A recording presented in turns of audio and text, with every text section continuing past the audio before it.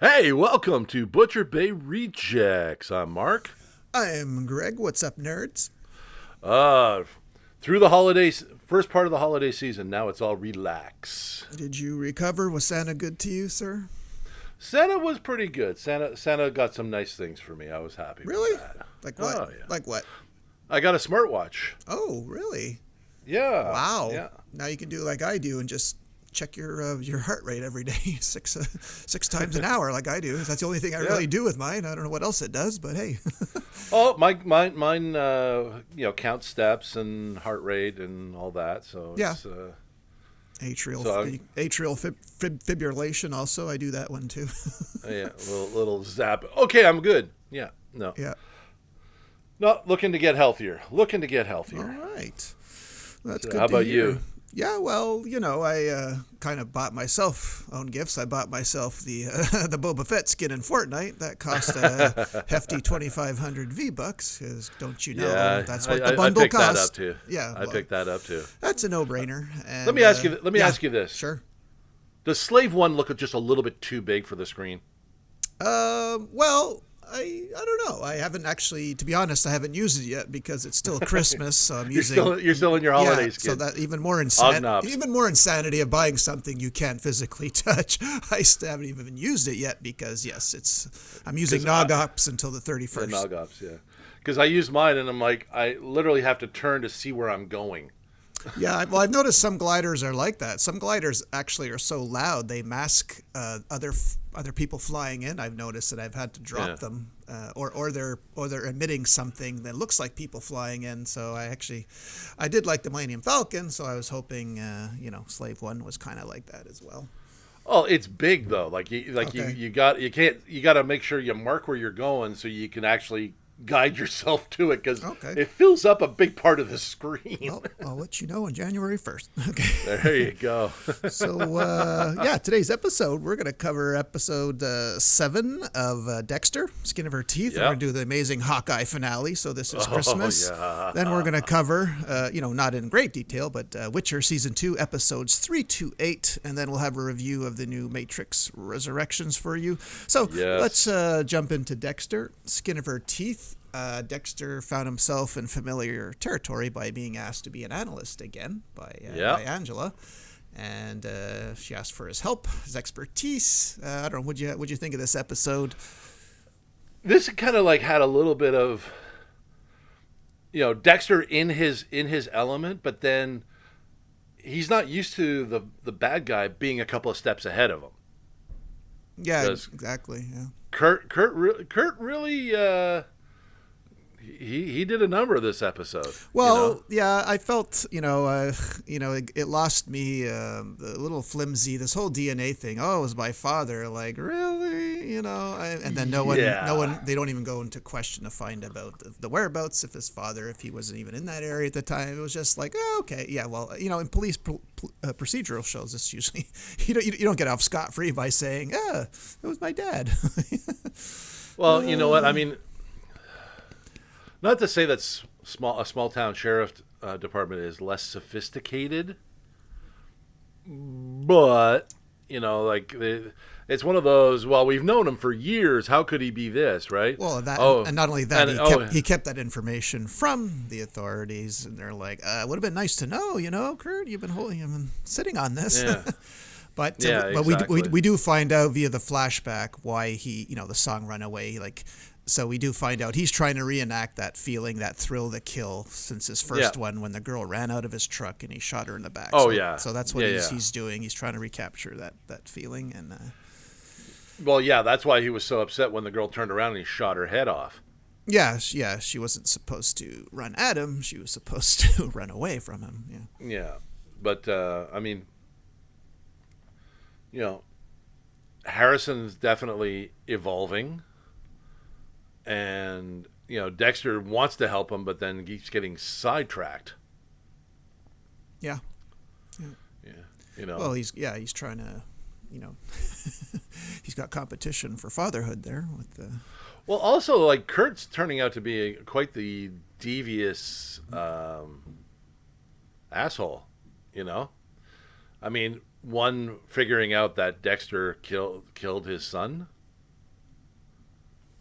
Yeah. You know, ash, and then having the whole titanium screw. It's like, oops.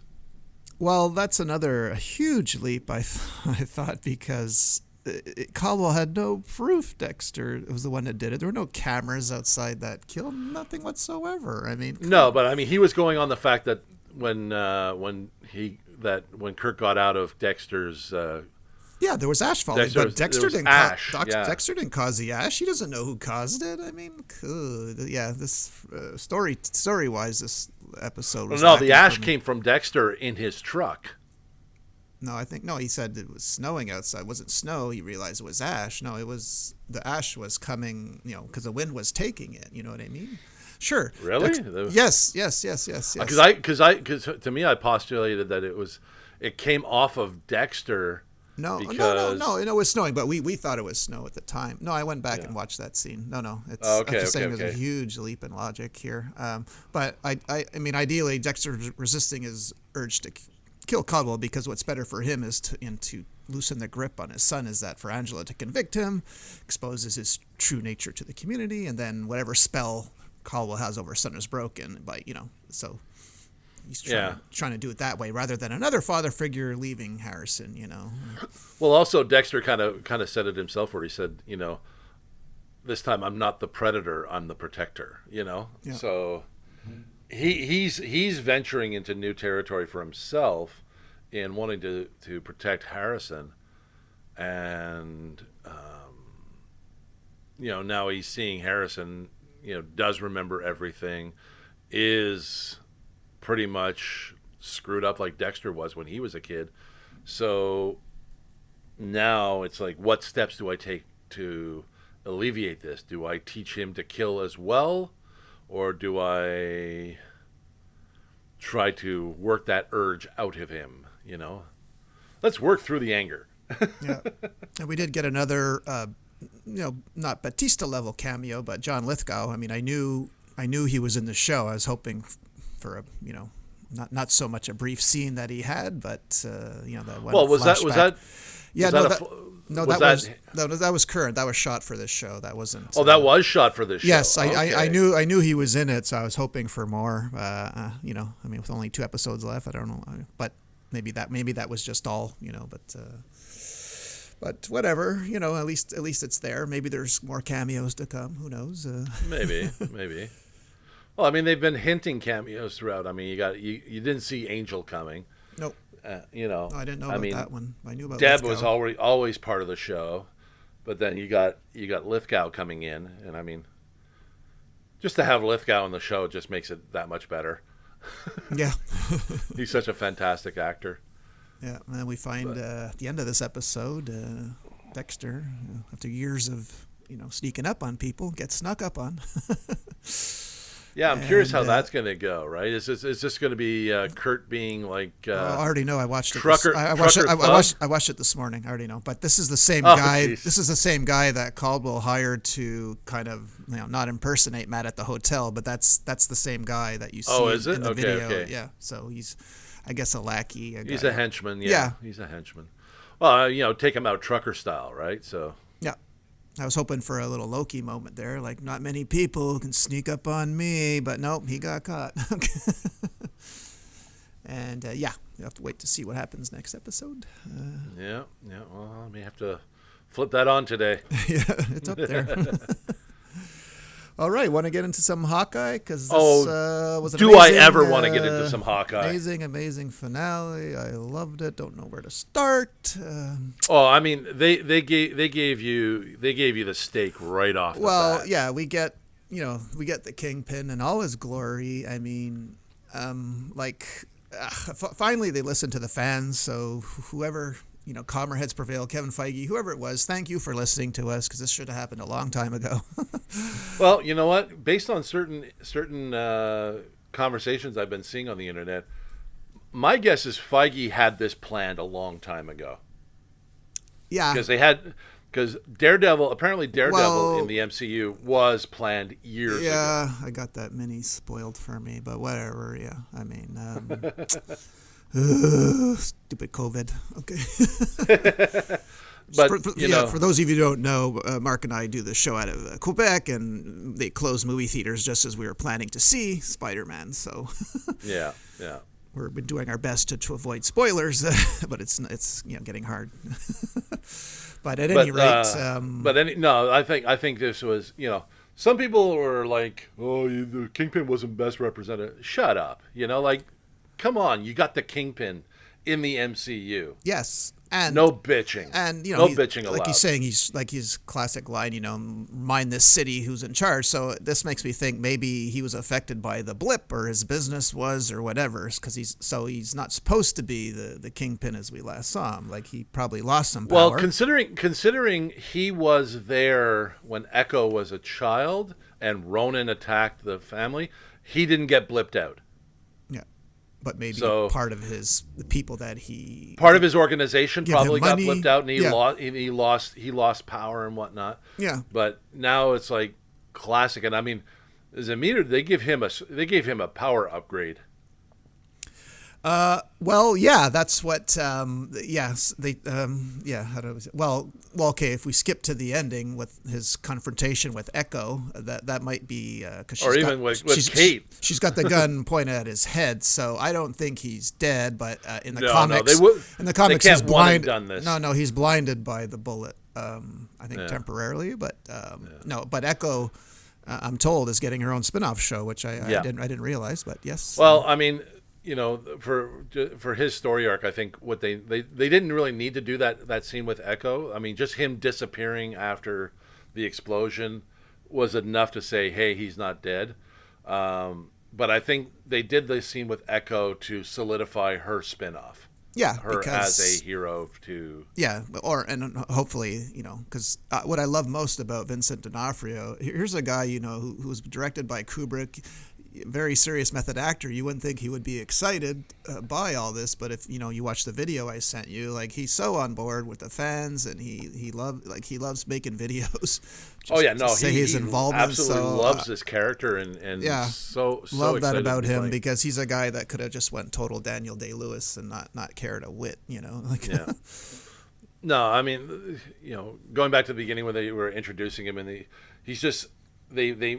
Obviously, it seemed like they made him bigger because he was just kind of like imposing over everybody. Yeah. They put him in that silly-looking Hawaiian shirt, but which I'm told is from ripped off the cover of a 2014 comic, that shirt. So I don't know. Maybe he didn't come off as menacing. I don't know. Maybe that was Marvel's idea, not to go full rated R like the Netflix series. Possibly. But I mean, there was a lot of upshots on that to make him look much bigger. Yeah. And he played it just right. It was just right. His conversation with Eleanor and making sure that she knew if she didn't do what she was told, there will be consequences. And, the second she leaves, it's like, yep, she needs to be taught a lesson. And, tracksuit mafia all over that. But I mean, there's just so many fantastic things happening. And when we find out the rumors were true, we find out the watch was Agents of S.H.I.E.L.D., Agent 19. Agent 19 is, of course, Mockingbird. So, where this leaves the Agents of S.H.I.E.L.D. show, I don't know. But, yeah, that's Mockingbird. And actually, there's even a clip from Age of Ultron when they go to Clint's farm. Tony Stark, after an interaction with his wife, says, "Is this some kind of agent?" So once again, Age of Ultron, maybe not the greatest movie, but there's so many foreshadowing in that movie that I don't know if they're doing this on purpose. To be fair, he called Clint's kids little agents. Yes, that's true. Yes, yeah, that's true. So that was just him being flip as he usually is. Yeah, but in this case, did they mean that, or they're just keep watching? Does the people at Marvel keep rewatching Age of Ultron and going, there's a clue.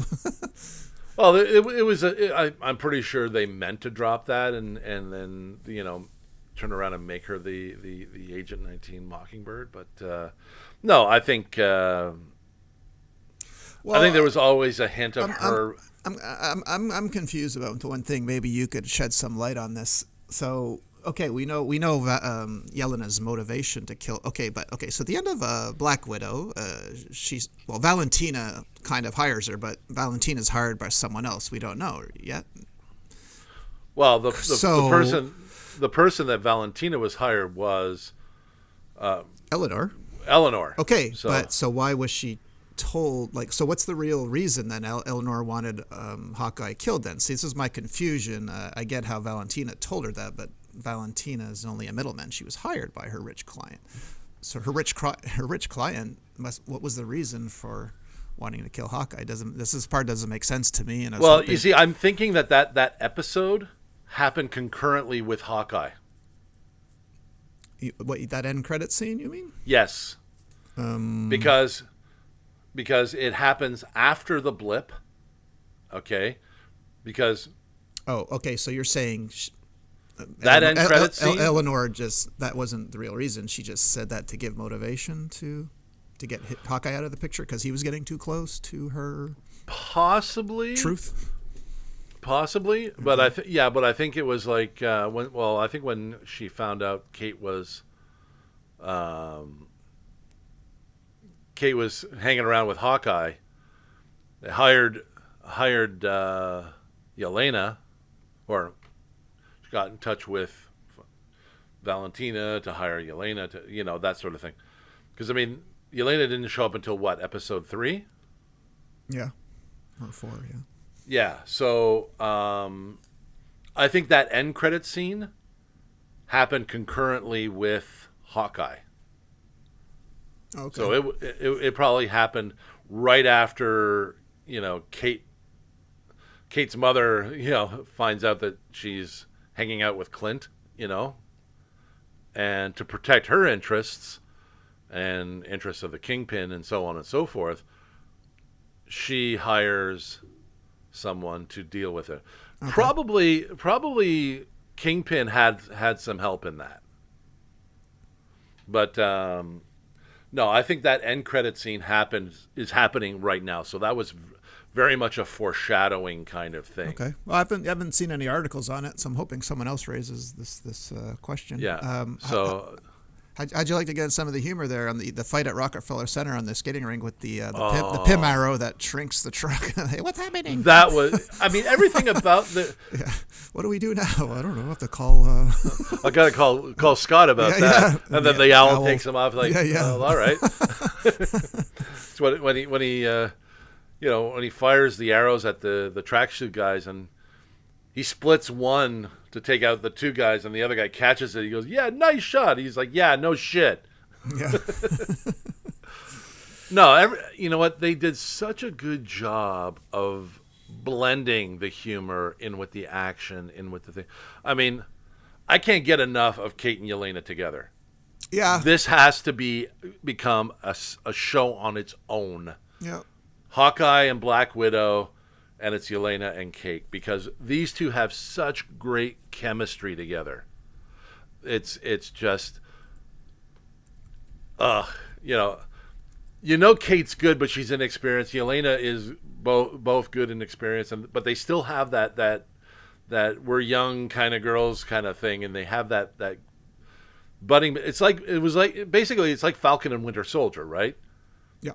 They have that friction, but they're still like really, really cute together.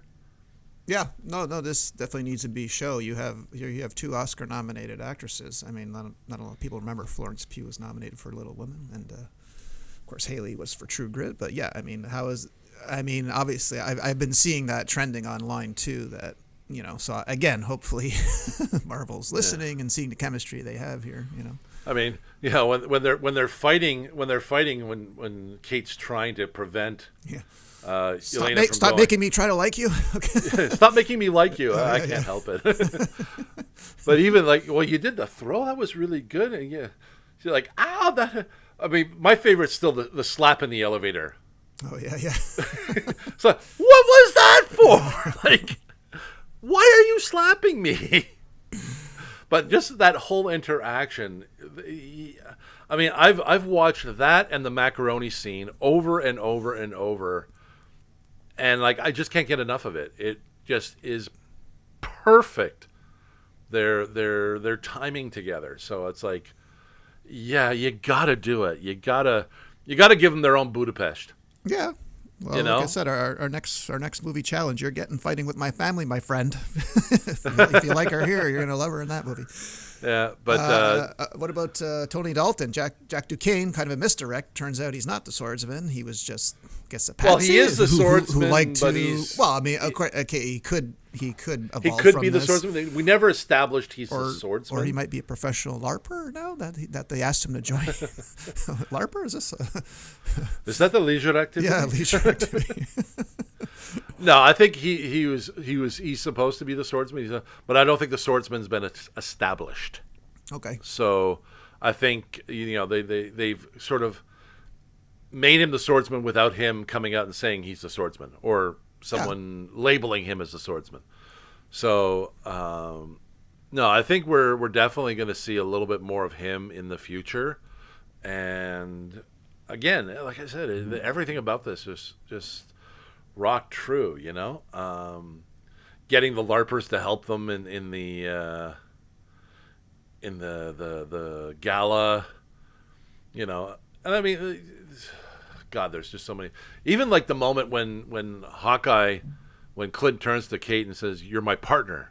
Your problems are my problems," and you just see the look on her face, like he admitted it. Yeah. Finally. Yeah. But I mean, it took him a while to fess up, like he didn't want I don't think he wanted another partner because of what happened with Natasha.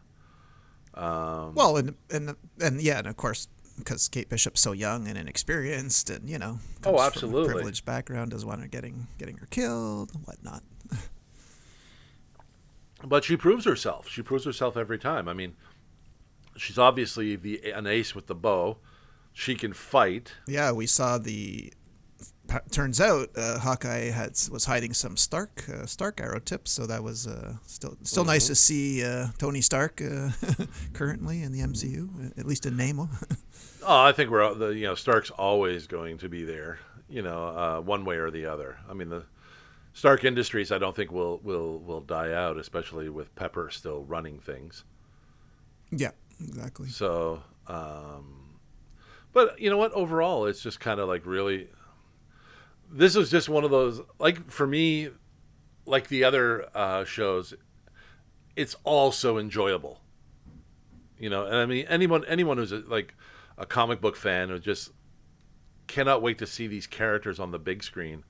You just sit there like, I'm watching this. I'm a big kid. I'm like sitting there wide-eyed, munching on my snacks and just going, yeah, this is my favorite. Like.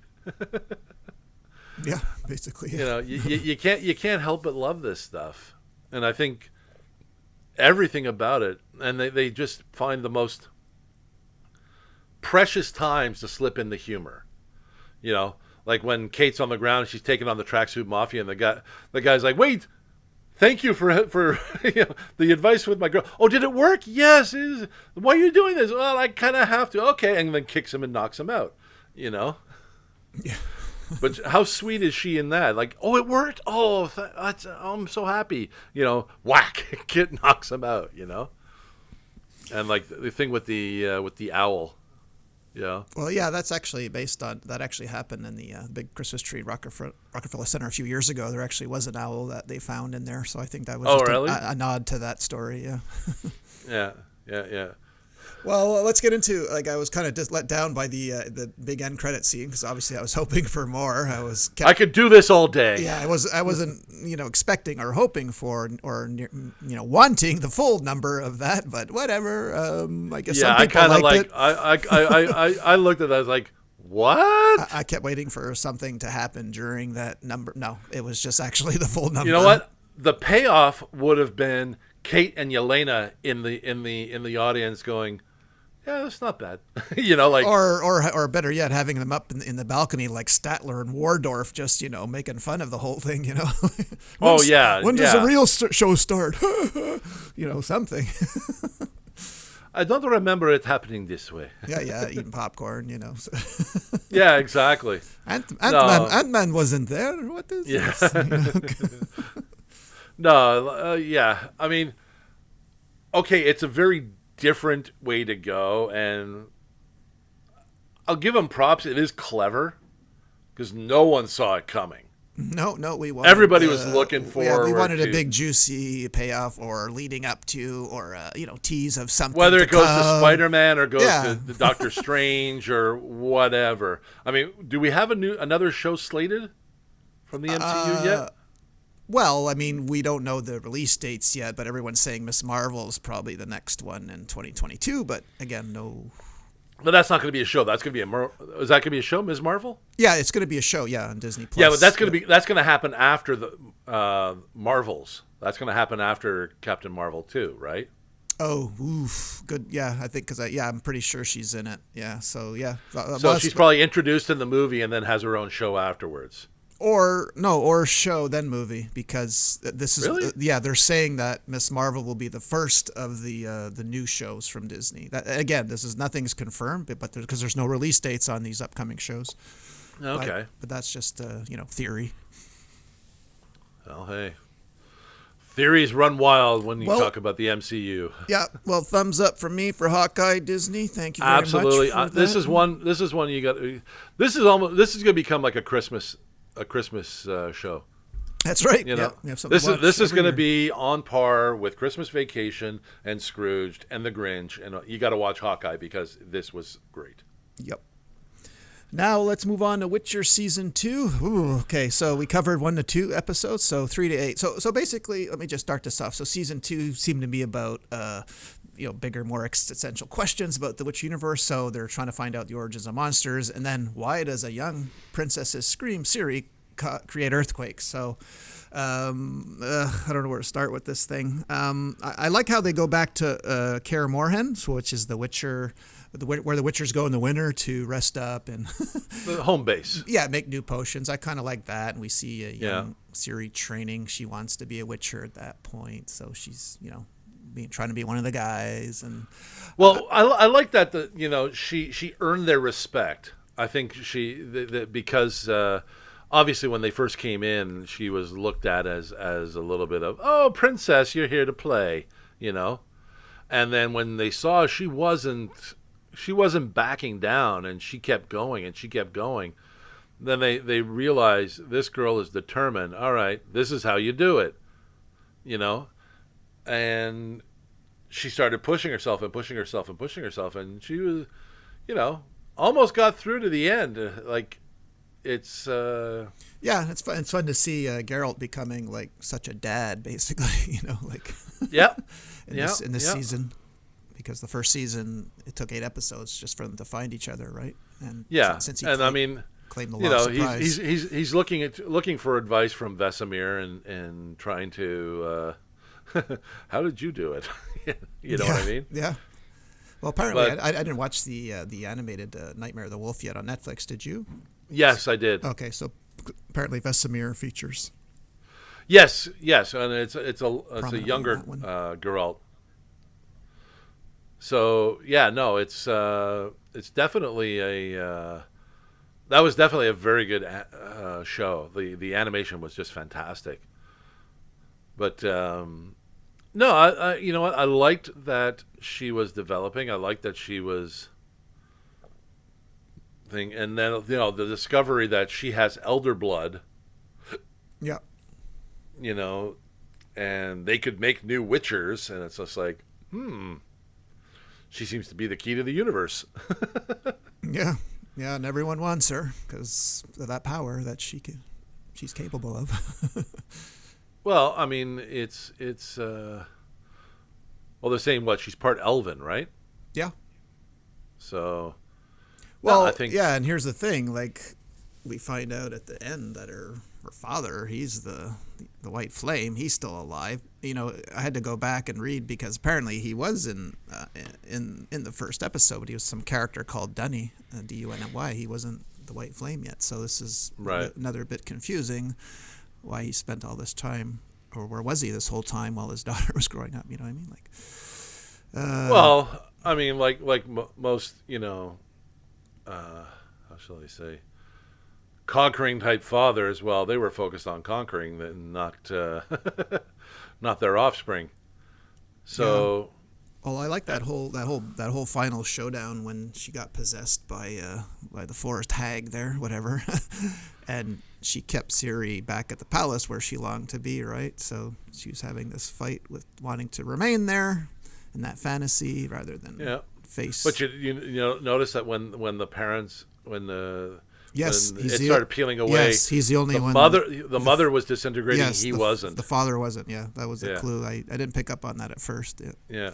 No, but you know what? I mean, there was a lot of misdirected throughout all this because, like, they're talking about the forest hag, for lack of a better term. Yeah. The wood bitch. Okay. Wood bitch. Firewood bitch. Yeah. Reality, she just wanted to get home. Yeah, we find out. Yeah, what her home is. We finally see the hunt there at the end. Yeah. Where she's. So I mean, the reality is, like, we're there. You assume the monsters are evil and need to be destroyed. Some of them are just like they just want to get home. They're misunderstood. So how much more did they misunderstand throughout all of their, I guess you could say, careers, right? Yeah. They've been destroying things left, right, and center. Like, for example, even when Geralt destroyed the bat bitch there in the first episode. Good thing we're not naming these monsters. Okay, you and I. Wood bitch, bat bitch. Can you guys come up with something else? You're supposed to be writers, damn it. She was there because she loved. She loved what's his name? Boar Boy. Yeah. So now killing her broke the curse on him, but he was willing to live with that curse in order to have love. So, there's a lot of moral questions going on. Speaking of love, I got caught up in the whole Yennefer Geralt because I couldn't wait till he found out she was still alive, and she's alive, and then of course that was quickly ruined when Yennefer was really using Ciri, to get her power back. I mean, sure, she at the last moment she opts out, she can't do it, but that's enough for Geralt. It's like, you're done, you're finished. Yeah, we're no more. Fool me once. But then again, that's how Yennefer Shame actually... on you, fool me twice. By sacrificing herself near the end, Yennefer, that's how she got her power back, by being selfless. So when she slits her wrist and that beckons the wood bitch to come into her. Okay. Yeah. But you know what? It's, I think it's very much a redemption story for her. And, where her story up until then was all about her gaining power so she could be better than the people that used to abuse her, right? Yeah. Because she used to be deformed. She used to have all these things, and people used to look at her like she was filth. And now she became super powerful. She saved the realm, and now she had nothing back, and she was dying to get that back. But she was trying to get it back for all the wrong reasons, And when she finally sees the, I guess you could say, error of her way, right? She works hard to make amends and redeems herself. Because, I mean, at the end, Geralt realizes we have to do this together. We're going to be parents to this one, so... I liked her redemption story. I liked that she came back from a dark, selfish place to be selfless. And I mean, that's what being a hero is all about, right? Yeah. It's sacrificing yourself for the greater good, or fighting for the greater good, no matter the cost to yourself. So, her kind of redemption story, kind of. It feels good, And I mean, Geralt throughout the whole thing, he's growing like a father kind of thing, and he's becoming more of a leader because he's kind of making sure that the other Witchers are in line. But he doesn't really change much. You know what I mean? I mean, yes, he's becoming a little bit more father-like, and he's in strange territory, but he's still like you always say, he's still the you know. Yeah. So I think adding Yennefer's dynamic to it, I think is going to make season 3 pretty interesting. Yeah, season 3 is a pretty done deal at this point, from what I gathered. Because I mean, you have Ciri with all this power, and I mean, she's shaken to the core with all this too, right? Yeah. So I think now it's all a matter of one, training her to be a warrior, because I mean, we've already started down that path. Might as well finish it, but now she's a magic warrior, and with everything going on in the realm, with the elves now rebelling against the humans and all that kind of everything, well, the mages and all them double crossing each other like crazy. I think it's going to take someone like her to unite the kingdom or the world. Yeah. So because right now everybody's kind of looking to shit on everybody else. The mages are looking to double cross one side, and the other one's looking to double cross the other side. Now you're going to have the white flame.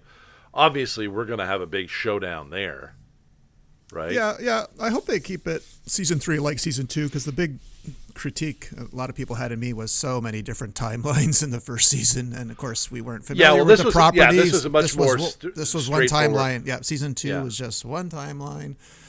I mean, sure, that with a few portals they would cover the map all over the place, but still, I like that it was just one timeline, not this getting confusion going back and forth, and these characters don't age. So what timeline are we in now? So I much better enjoyed season 2 this time around. Something a little bit more linear does work well. It does work well. Well, especially if the property, not many of us, like, you've never read the books, you've never played the game, right? Like me? No. Yeah, so for us noobs, it's a lot to take in, Yeah, jumping all over the place becomes problematic after a while. Yeah. All right. Would you like to care to get to some Matrix Resurrections? Yes, I Lana would. Wachowski. Let me just say this, just to start. I felt this way kind of like I felt about coming to America 2. I felt I just really got nostalgia out of it. I don't know if you liked it a lot. I mean, I love that first movie more than anything. So this was more. And let me just say, like, there's very few movies in the world, like, you remember where you were. Like, I saw Matrix in '99. Only I was working in Club Med. I saw it in Paris. I was just on my way to a resort. I didn't know anything about it, of course, because we never got news. We never got TV in Club Med. Right. So I remember sitting in that theater in Paris, just being blown away by what I was seeing, because I didn't know anything about it. So for me, watching this movie was more of nostalgia, very meta moment. I mean, what'd you think of it overall? I would agree with you. It definitely paid a lot of fan service, going back to the originals and flashing back to the originals and giving nods to the originals. Definitely think. But you know what? I like how they built. While they were still nodding to the originals, still built a unique story. I mean, they were able, and I mean, I kind of guessed they would go this way with him after the third one, if they were going to bring a fourth one. How do you bring Neo back? How do you bring Trinity back? And so on and so forth. And the machines rebuilt them. They have the technology, so. For me, I guess that was exactly what they had done. But I mean, one, I love Neil Patrick Harris as the bad guy. I don't know if you'd agree with me on that, but I like him overall. I mean, it's a bit kind of bit out of his wheelhouse, a movie like this, but he did it. It is, but he played it in such a like smart ass kind of mode, right? Like he wasn't the weak link. No. He definitely had, he goes, and your favorite bullet time. It's sick, right? Like that kind of, enthusiastic about being the bad guy. I liked the repurposing of Smith and of Morpheus. Well, yeah. Well, let's just say that Smith, so this whole very meta moment of now the Matrix are games now. So Anderson, Neo is actually, it's very, very meta moment because they're considering these movies were games, right? And code, and obviously Smith plays his boss. But I just want to get into this because we just talked about Fortnite. So Donald Mustard, as you know, is the chief creative officer at Epic Games, has a cameo. He when the alarm started going off, Mustard makes the comment to Keanu that it must be some kid complaining about the latest update. So it's a very, very meta moment. Then I find out Mustard actually did have a cameo in Endgame. I didn't know that. I mean, he was only there for 3.2 seconds, but he was one of the people fighting at the end of Endgame. He was a sorcerer. So every time there's a Fortnite tie-in, because you bought the bundle in Fortnite, right? The Matrix bundle. So yeah, again, it's the same with Endgame. We had Fortnite showing in Endgame, that scene with Thor and Korg. So, but I did like how they talk, because in today's 99 gaming there wasn't much online gaming, right? Now we have. No, so now it's huge. Now we have skins and so I kind of like that angle, I think they tied everything together so well, and I think what the thing I think they did really, really well now is because when we were in the Matrix before, you could always tell the difference between the real world and the Matrix, because the Matrix had a sort of greenish blue tinge to it, so you knew you were in a sort of like a TV / artificial kind of environment, and the real world was much more vivid. Whereas now in this particular one, they made the Matrix super vivid. Yeah, well, that's why. Part of Neil Patrick Harris' eyeglasses are just a stark blue, right? Yeah. Yeah, exactly. Like it just you can't help but notice it. So, I think I loved how they put it all together and they tied it all together. Well, let's talk a second about Bugs, played by Jessica Henwick. What's important to know here, she was fantastic. She had to actually choose between Shang-Chi and this movie. And the only reason that, because she had talks with Marvel, she might have been ruining her chances of ever playing Colleen Wing again if she did Shang-Chi. So that was the driving factor. Yeah, I read that. I think she wanted to continue Colleen Wing. Yeah, as she should. But I thought she was great here at Bugs. Absolutely. Even with that first scene, that nostalgia scene of Trinity or at the computer, and Bugs watching all that. I liked all those nods, Well, I like the fact that they were kind of going in on the video game. Like, that was the modal that Neo had built on his computer to kind of, try to practice something or try something. He was experimenting with the original Matrix code, right? Yeah. Where he developed the Morpheus Smith kind of hybrid that became Morpheus 2.0, I guess you could say. And they were hacking into that. Yeah. Like, they were hacking into the game within the Matrix. So it's with the Matrix within the Matrix. Yeah, exactly. Which was kind of really, really interesting, and sort of re-seeing everything that went on with Trinity and whatnot. But then when they realized this never happened with Trinity getting caught, it's like, interesting.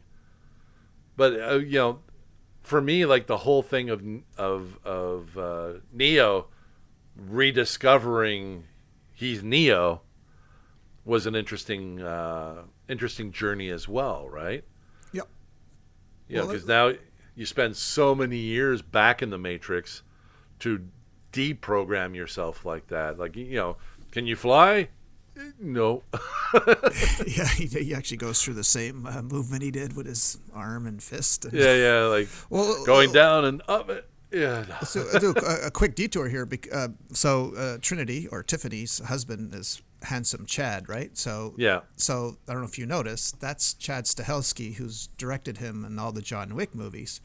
Chad Stahelski was Keanu Reeves' stuntman on the original 1999 Matrix movie. Oh, jeez. Yep. So full circle. There's all sorts of callbacks, right? Yep. And he said, well, you know what? When you're going to put something like, Yeah, when you're going to put something like that together, you got to bring people back. Yeah. You got to say, well, he was contacted directly by Lana Wachowski, and he's like, I don't know, how do you want to use me? And he says, oh, okay, that makes sense. Yeah, I'll do it. But even still, like, everyone that was involved with the Matrix, and they get a call saying, we're doing another Matrix. You want in?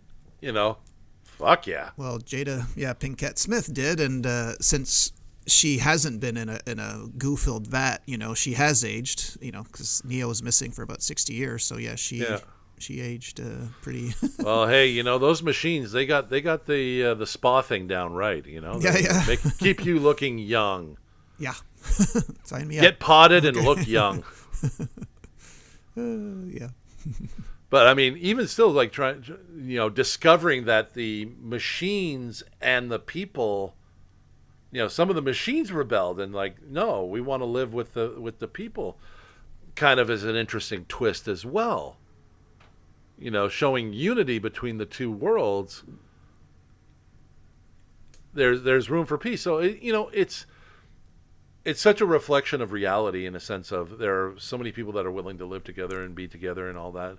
And then you have your zealots on the outside that just want to, just them, So it is a bit of a take on modern society, but it was well weaved together in this. I think Lana Wachowski did a fantastic job of pulling all this together. Well, I had one issue. I don't know if you'll agree. I felt the fight choreography was so much better in the original '99 movie. Like, I was kind of shocked that it wasn't as good. Well, I think also the fact that updated version. One, even though Keanu has been rocking the John Wick stuff, he's still getting up there. I don't think he can pull off as much as the same stuff. Well, no, but I felt the fight choreography was better in the Wick movies too. So it was kind of I don't know. I thought I was expecting so much. Well, you know what? I think that they wanted to show Neo missing a step. I think they wanted to, because I mean the fights between Bugs and some of the other characters was really well done and whatnot. I just found Neo's that was taking a step down, just to show that he was kind of like, okay, he's been in deep freeze for 60 years, he's a little rusty.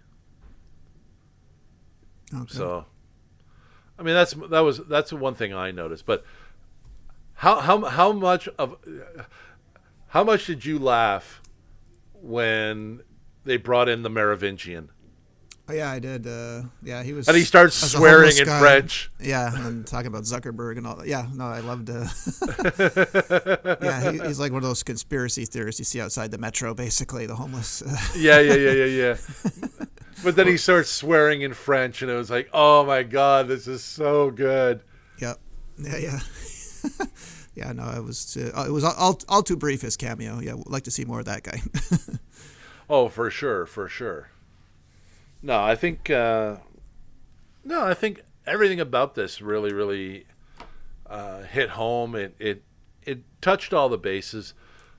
I'm pretty sure there's going to be people that are going to want to tear it apart. And oh, well, you didn't have this and you didn't have that. Well, yeah. Well, again, and here's another end credit scene I didn't like or care for. I was expecting so much more, but to talk about the next game called Catrix, because people love cats, Matrix or Catrix, whatever. I'm like, what?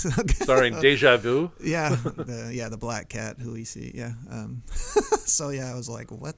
I was expecting something maybe more metaphysical, but I guess maybe there probably are Catrix videos out there, fan made. I'm sure maybe was a joke to that. I don't know.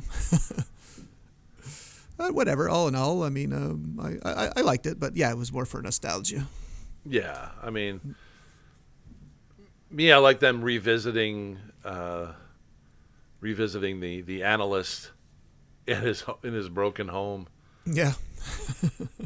And now it's the pair of them that are kind of like powerful. Together they need each other, and they're much more powerful as a couple. Yeah, so it's like, this definitely has some potential.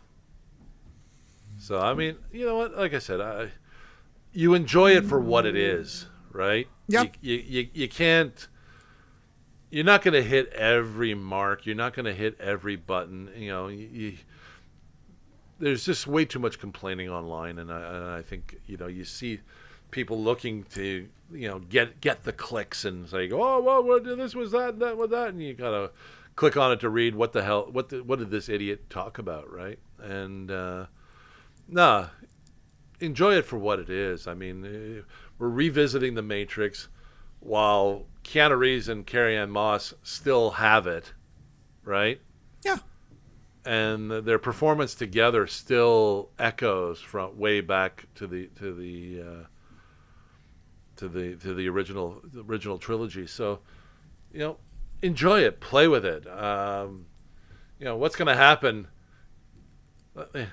Let's see. Neo and Trinity have a child. Matrix: The Next Generation. Yeah. Da da da.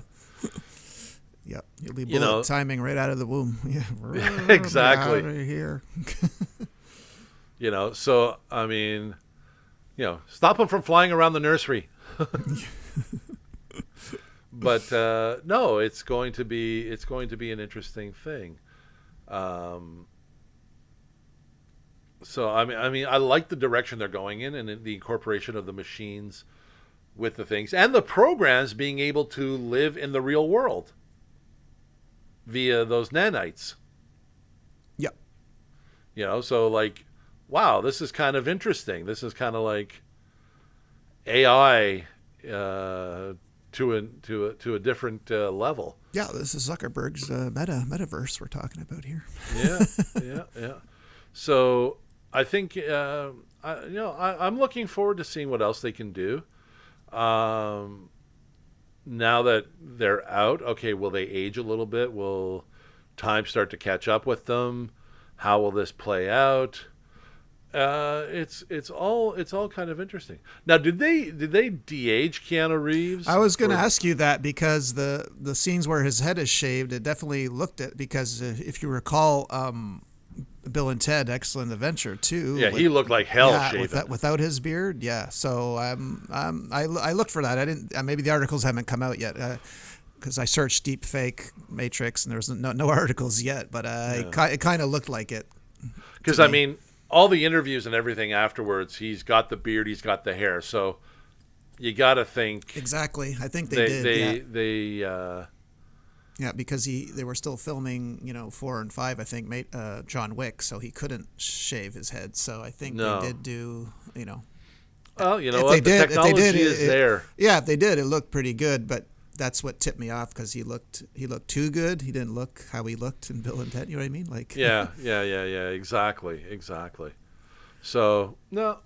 Kudos to the special effects. Kudos to Unreal Engine, because damn. Yeah. Epic Games right there, just taking over the movies. That's right. I so got to learn Unreal Engine. Yeah. I so got to learn that, because imagine what kind of fun we could have if I could build us some worlds and we can just be stupid in it. Yeah, we could do this podcast from the bridge of the Enterprise if we wanted. Yeah. Just sitting in the captain's chairs. Or we can redo that taking off video and make you look a lot more natural in the air. Yeah. I mean, as a first attempt, it was a first attempt, and it was fine at the time. But I go back and look at some of those. I think the teleport one that we did together was the only one that really still holds up. Yeah. Well, speaking of holding up, I hope you all hold up over the new year. Marc and I will definitely be back in the new year. Our 1-year anniversary will be on January 21st. But when you hear us next, we'll have some Book of Boba Fett for you. And yes, that's coming up. We all know what Marc's doing on New Year's Eve, December 31st. He's going to binge Cobra Kai season 4. But I'm not. Okay. So is the rest of the world. No, I physically can't. But we'll have at least maybe half the episodes to review for you. So come on, with all the people that is anticipating Cobra Kai, I'm not the only one that's going to binge that sucker. No, I know, and because we're all staying in, so yeah, I mean, it makes sense. That reminds me of a meme someone put up, and I was killing myself laughing. It says, "We're gonna put Netflix. We're gonna put a 10-hour movie online." Me or person, and he's like, 10 hours? I can't sit through 10 hours. What's wrong with you? No. Okay, let's cut them up into 10 1-hour episodes that you can watch all at once. Oh, yeah, I'm in for that. Yeah. Sold. Oh, yeah. Well, all right. Let's wrap her up, buddy. All right. So now... This is the last episode for the year 2021. Yeah. So we'll see. Yeah, for sure. Okay, well, you can find us on YouTube. Search Butcher Bay Rejects. Find our animated version on there, because we became cartoons in real life and not just in personality. Yeah. You can follow us on Twitter at Bay Rejects. You can follow us on Facebook at Butcher Bay Rejects. And our website, butcherbayrejects.com. You can find us on all your podcast platforms: Google Podcasts, Apple Podcasts, iHeartRadio, Spotify, Pandora, Alexa TuneIn, and Amazon Music. This has been Butcher Bay Rejects. I'm Mark. I'm Greg. See you next year, nerds. Have a good one. Be safe out there. Have a safe New Year's. All right? Bye. Take it easy. Bye.